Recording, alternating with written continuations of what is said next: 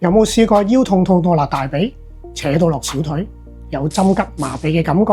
嚴重嘅話，兩隻腳都有症狀，影響行路、咳、打乞嗤都痛。如果有以上症狀，你可能患有椎間盤突出。Hello， 大家好，我係物理治療師邱中榮。首先，我會教大家做一個家居嘅測試，叫神經拉扯測試。首先，將有問題嘅痛腳放喺大毛巾上面，然後我哋瞓低，利用大毛巾拉高，直至到有坐骨神經痛嘅症狀出現，然後降低。呢個時候症狀有所舒緩，跟住腳板向住自己咬高，症狀又出返現。記住呢個測試，如果個範圍喺30至70度中間，就證明有問題㗎啦。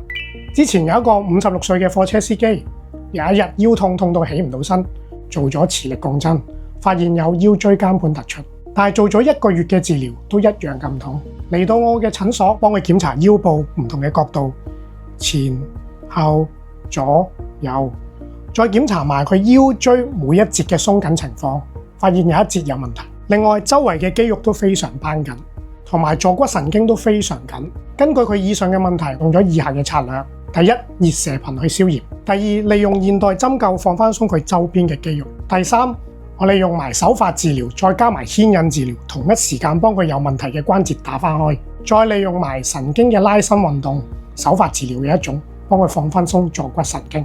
腰椎係由5節嘅椎體所組成，腰椎與腰椎之間有一個水狀嘅啫喱，叫做椎間盤。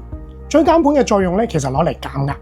如果腰壓太大嘅話，椎間盤就會突出，壓住神經，影響坐骨神經痛。通常嘅病因係因為唔正當嘅搬運重物啦，同埋唔正當嘅坐姿。今日會教大家做幾個家居運動去對付椎間盤突出。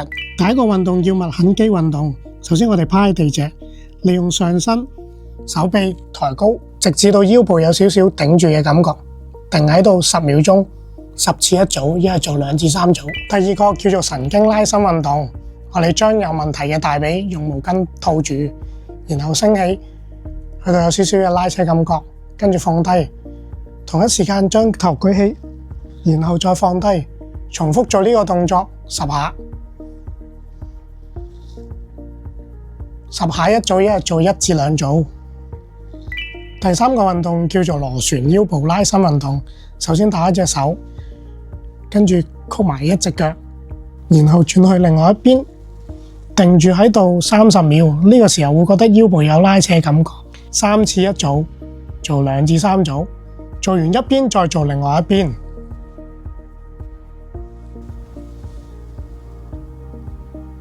當腰部冇咁痛嘅時候，就可以鍛鍊核心肌肉。第一個係臀大肌嘅運動，將隻腳曲埋，然後另外一隻腳伸直，舉高至45度，跟住將盤骨舉起至大腿嘅水平，定住喺度20秒，20次一組，一係做2至3組。